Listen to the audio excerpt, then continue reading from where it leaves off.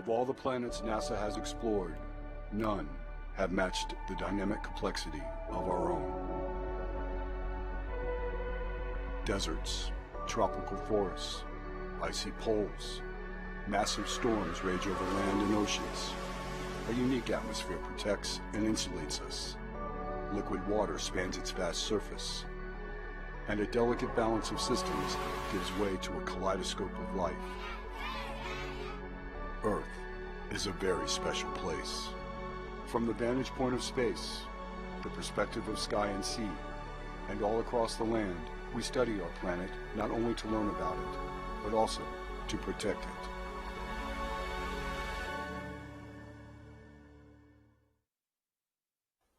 Hello everyone, and welcome to another episode of NASA Science Live. I'm your host, Dr. Kimberley R, and I'm so glad you could join us today for Earth Day. I'm a NASA climate scientist, and this year at NASA, Earth Day is all about connections. Our planet is home to over 7 billion people of diverse backgrounds and experiences, and we are all connected by Earth. NASA Earth Science shows us the ways that the natural systems like land, water, air, and ice connect to and affect each other and our climate. Earth's climate is changing, and since the mid-20th century, we know that human activity has been driving this change. Today, we're going to explore how NASA studies climate change and how that information is used worldwide. But first, let's start with the basics. What is climate change? I'm here today with Dr. Lesley Ott, a climate scientist at NASA Goddard, and Aquiesha Glenn, research assistant and PhD candidate at NASA GISS, to break all of this down for us. Lesley, Aquiesha, thank you so much for joining us today. Thanks for having me. Thank you for having me. So Lesley, we'll start with you. Tell us, what is climate? So a lot of people get confused about the difference between weather and climate. You can kind of think of climate as the long-term average of weather. So say you have a friend who's thinking of moving to your city from out of state. They might ask you, what's the weather like? But what they really mean is, what is the climate like? What's the typical weather like? Things like, how many days in a month does it rain? When does the snow end in the winter? How hot are your summers in July and August? Those are the kind of basic pieces of information that affect our lives every day. And those are some of the reasons that scientists like us get so concerned when we see evidence that climate is changing. Right. And now the reason why climate change is a cause for concern is because of the rate of change in these baseline average weather conditions that are being reported by cities all over the world. Okay, interesting. So Aquiesha, why is this happening? Tell us a little bit more. Human activity. CO2 emissions from human-related activities are being released at an unprecedented rate. And this is considering a time span over 66 million years. So we have this large influx of carbon dioxide, which is a greenhouse gas, and this is accumulating in the atmosphere, is trapping and absorbing radiation, and this is driving temperature change at a rapid rate. Okay. Thank you for the great explanations, you guys. I know I have more questions, and so do the people watching from home. So remember, you can join the conversation and ask your questions by writing in the comment box wherever you're watching this, or by using the hashtag AskNASA on social media. We're going to be answering all of your questions near the end of the show, so please do stay tuned. First, let's take a look at how NASA is studying carbon dioxide and its effect on our weather and climate here on Earth. The Earth's atmosphere is a mixture of gases. Some are known as greenhouse gases. That's because they trap heat from the sun and warm the Earth. That's good, because without greenhouse gases, our planet would freeze, and life as most of us know it would be impossible. These greenhouse gases, mainly water vapor and carbon dioxide, naturally cycle between the land and atmosphere and ocean. And over the ages, these greenhouse gases have reached a delicate balance that results in temperatures that we like a lot. It's been that way for thousands of years, until the last 150 years. That's when people began burning fossil fuels. Those fossil fuels, coal, oil, natural gas, contain carbon that's been locked away from the natural cycle for eons. But when we burn them, that carbon joins with oxygen to make carbon dioxide that goes into the atmosphere. It throws the natural balance out of whack. The more carbon dioxide in the atmosphere, the more heat that is trapped, and the warmer it gets. And the warmer it gets, the more the climate changes, and the higher the ocean will rise. The more we learn about carbon dioxide and other greenhouse gases, the better we can deal with the changes caused by global warming, because good planets are hard to find.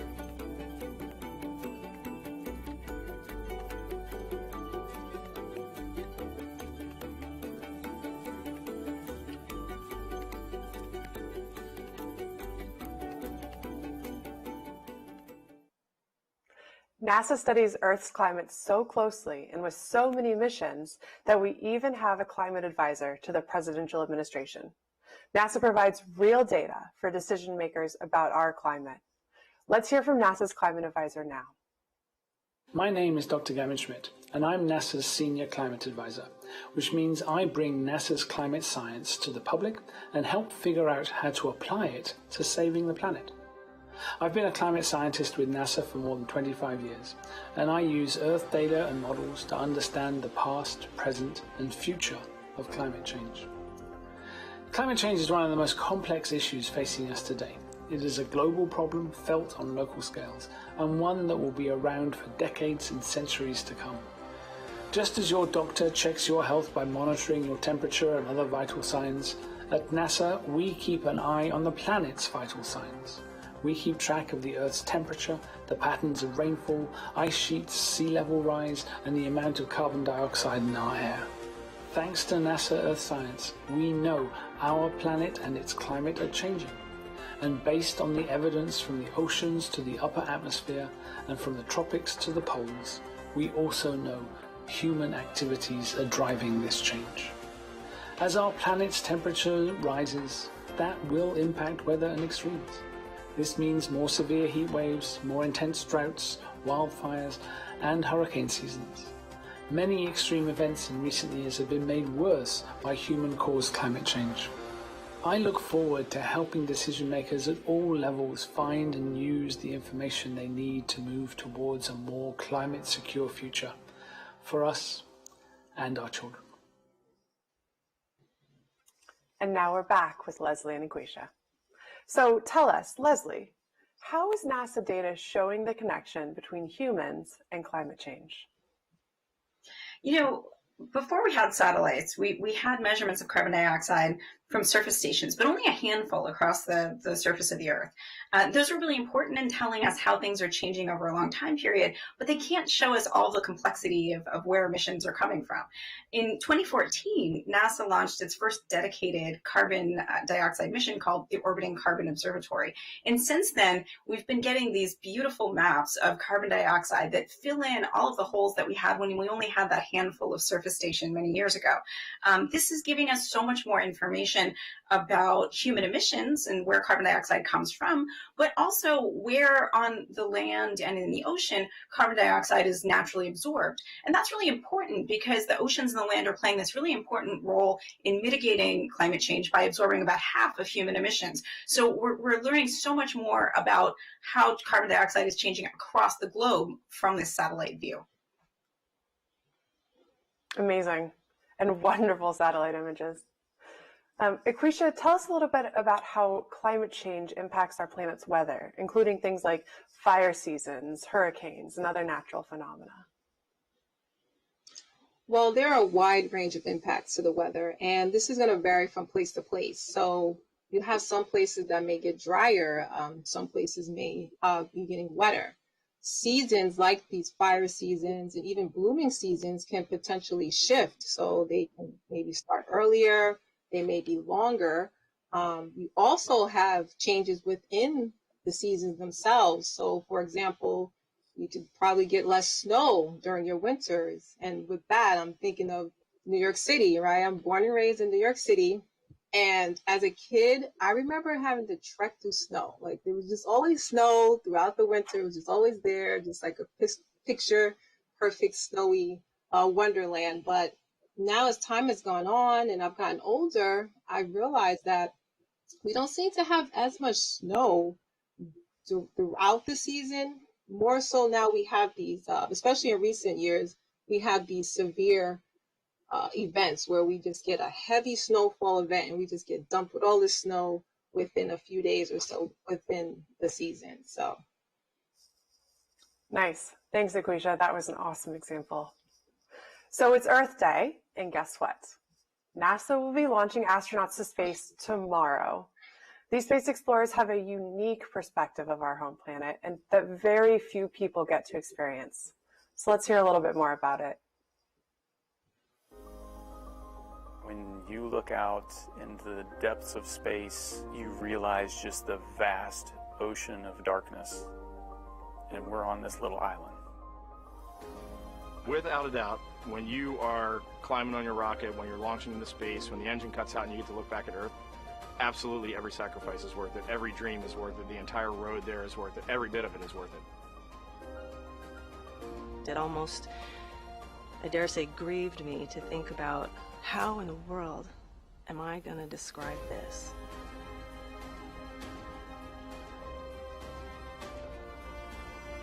I will never forget that sight. The thin blue line of the atmosphere, the curve of the horizon. That's when it became real. Really, at a gut level, I'm actually in space. All life is connected on this planet, and everything I do is in one way or another going to affect someone else that I share this planet with, or some other creature that I share this planet with. The most significant realization to me was looking out and realizing not how far I was from Earth, but how close I was to Earth and how connected I was to Earth.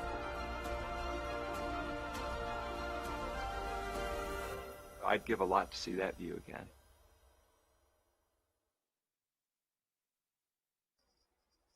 Incredible. Goodness. All right, well, we are now back with Lesley and Aquisha to answer some of your questions. I am really excited about this. So ask your questions by writing in the comment box wherever you're watching this, or by using the hashtag AskNASA on social media. All right, so let's start going through these questions. Our first question is from Bookworm on Twitter, who asks, how much time is left for humans to see drastic effects directly? Aquisha, will you start us off? How much time before we see effects? I'm trying to see what context. Can you repeat the question? I'm trying to see if I make sure I answer this. So Bookworm is asking how much time for us to see drastic effects. So I'm thinking already of our fire seasons are getting longer and more extreme. We've got more hurricanes and they are also more extreme. So I'm wondering if we're already seeing some what we would consider drastic effects. Do you think so too, Aquisha? Oh, yes. Yeah, we're already seeing them. As I mentioned earlier, cities across the world are reporting differences in extremes, especially in extremes, extreme temperatures, extreme precipitation events, a lot more flash flooding. So we're seeing a lot of those changes happening now, especially within cities and urban environments. Yeah, absolutely. So we have two similar questions about the sun influence for you, Lesley.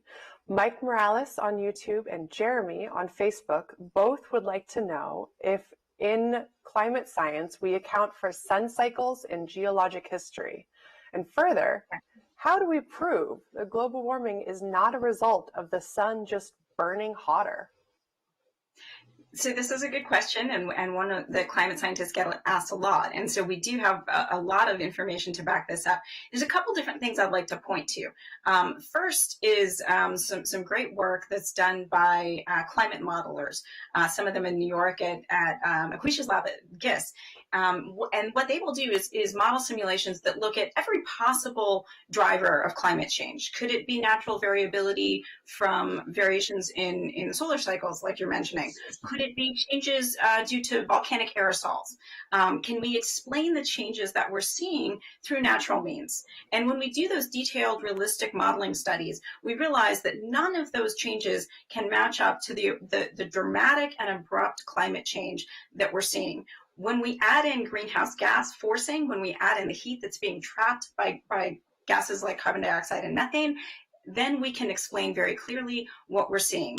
The second way that we know this isn't solar cycles or some natural explanation is that greenhouse gases leave a unique fingerprint in terms of the change that we're seeing. When we have greenhouse gases trapping heat close to the surface, that means the lower part of the atmosphere gets warmer. The heat's trapped close to us where we live, but the top part of the atmosphere actually gets a little bit cooler. So not only do we know from climate models and from ruling out that showing that natural explanations cannot explain climate change, we also have other types of observations that back up that this is in fact a signature that is consistent really with the greenhouse gases and not some of these alternative explanations that you might hear.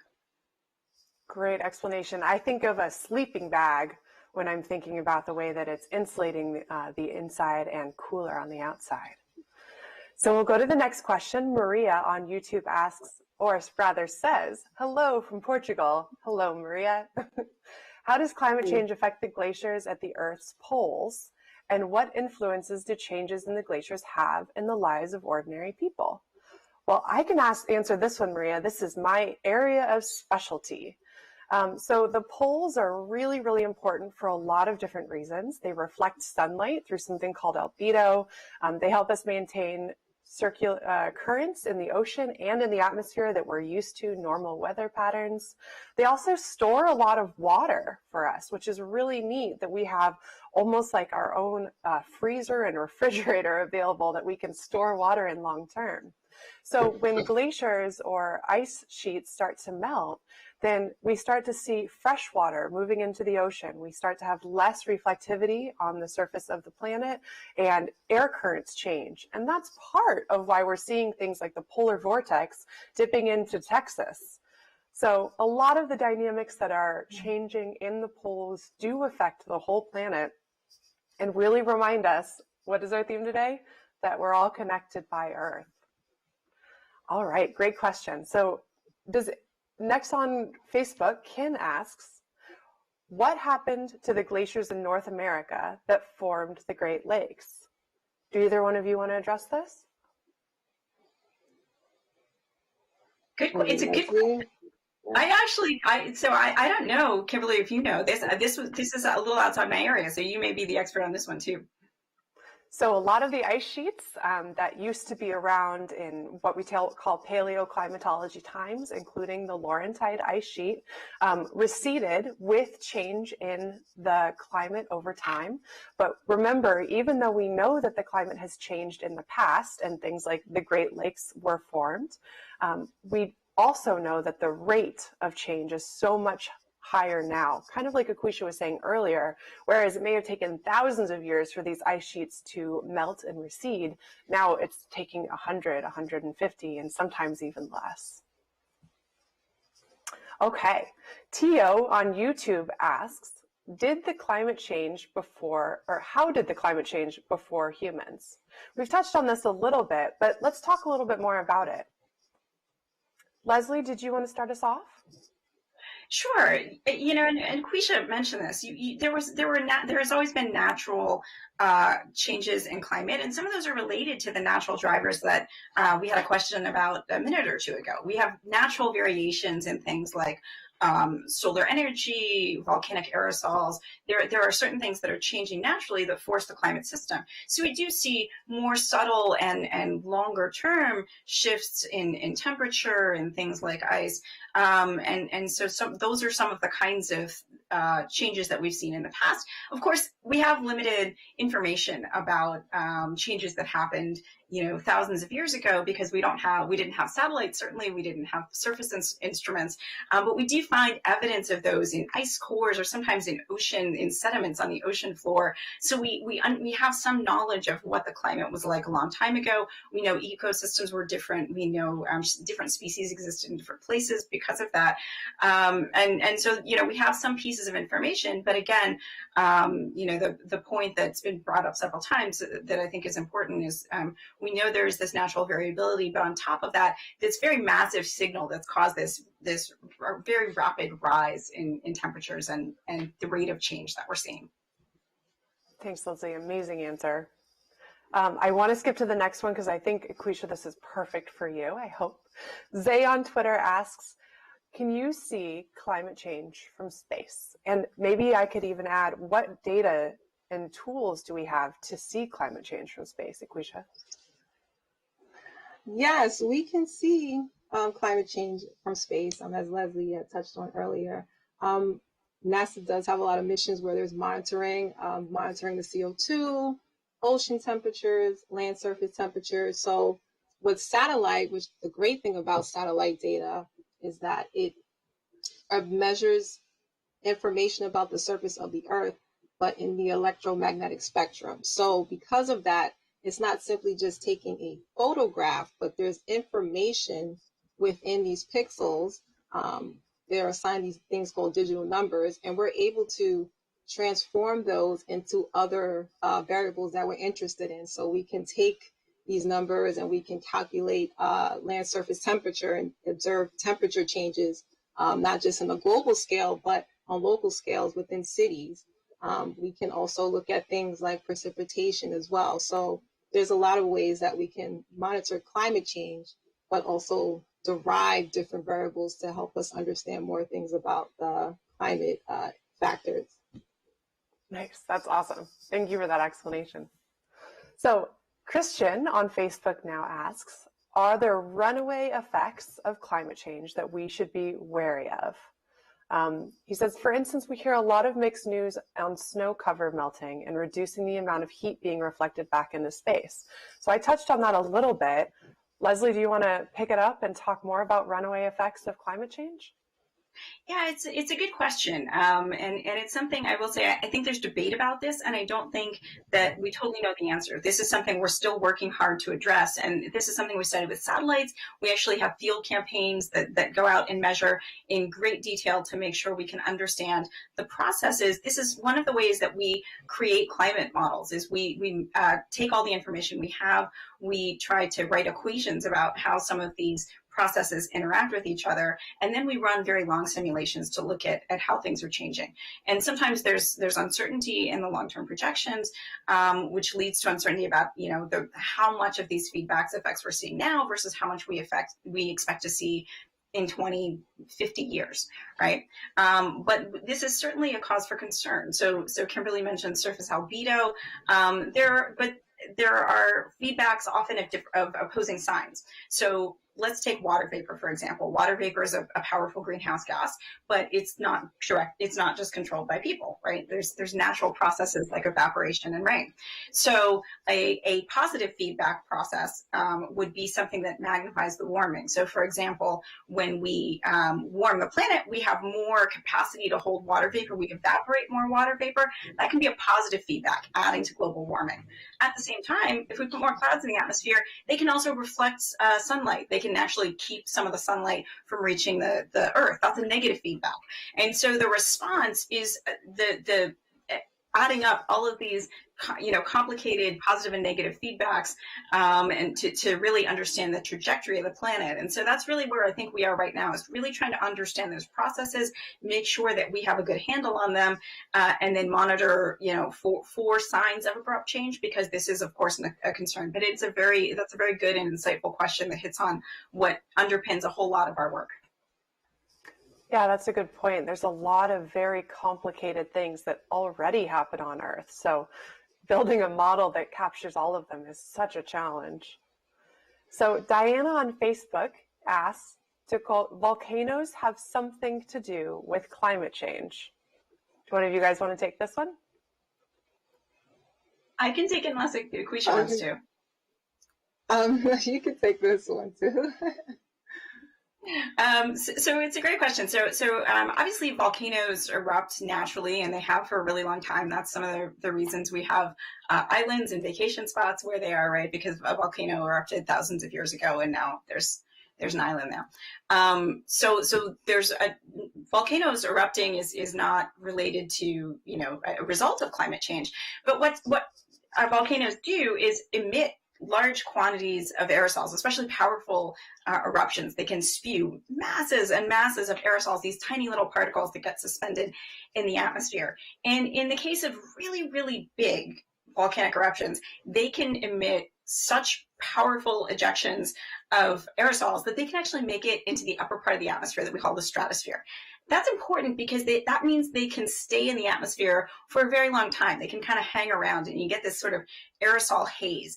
And that aerosol haze from volcanoes can actually reflect sunlight. So it can actually have a cooling effect. And we've seen this in recent years, and that in the most recent big example that people studied a lot is Mount Pinatubo. So there's been a lot of research on some of the effects of Mount Pinatubo. So there is this sort of important temporary effect of cooling that can come from really only the largest volcanic eruptions. But again, what we talk about there in terms of scale of how long the cooling would last, typically a couple of years, maybe, on the order of a few years. When we talk about human-driven climate change, we're talking about things that are going to last for centuries or much longer time scales. So volcanoes are part of this sort of natural variability in the climate system. And one of the things that, is very interesting to study, makes our jobs quite fun to watch all of these different changes and try to figure them out. Okay, so we only have 1 minute left, and I want to see if we can just do very quick summaries, because I think this is an important question. Atlantean on YouTube asks, what makes you think that it is not too late to stop the worst outcomes of climate change? We are talking a lot today on Earth Day across all different spheres, all different parts of the government, about how important it is for us to do rapid, urgent changes in order to halt some of the progression of climate change. What is your guys' thought? Why is it not too late? I can go. It's not too late because I just think about the strides we made just in technology, and just the fact that we're even here on this video call. We couldn't do this how many decades ago, right? So I definitely have faith and hope in the 7 billion superpowered brains that we have if we collectively work together. I'm very hopeful that we can come up with solutions. We've done so many things so far, sending people, we're sending people to Mars. I mean, we have the ability to make changes. So that's my take. Well, those were amazing questions. Thank you all so much. And if we didn't answer your questions here, Quisha will be answering more questions tomorrow from 12 to 2 p.m. Eastern Time on the NASA Goddard Twitter account. So please visit her there. And if any of the questions we didn't get to, she can answer them. Thank you so much, Lesley and Quisha, for joining us today. Thanks again for having us. Thank you. Well, that was really fun. Thank you so much for joining us at home. If you want to learn more about NASA's efforts to study global climate change, you can visit climate.nasa.gov. Throughout today's episode, you've seen how connected our planet and systems are. Each of us is part of the gorgeous mosaic of Earth, and on this Earth Day, NASA is asking people around the world to share how we are all connected by Earth. Join us by posting an image on social media of the bit of Earth that connects you to our planet. Feel free to include yourself and tag it with #ConnectedByEarth. Here are a few of the awesome images that have already been submitted. To stay updated on the research of our home planet, follow NASA Earth on Facebook, Twitter, and Instagram. And thank you so much for joining us today. We'll see you soon, and happy Earth Day.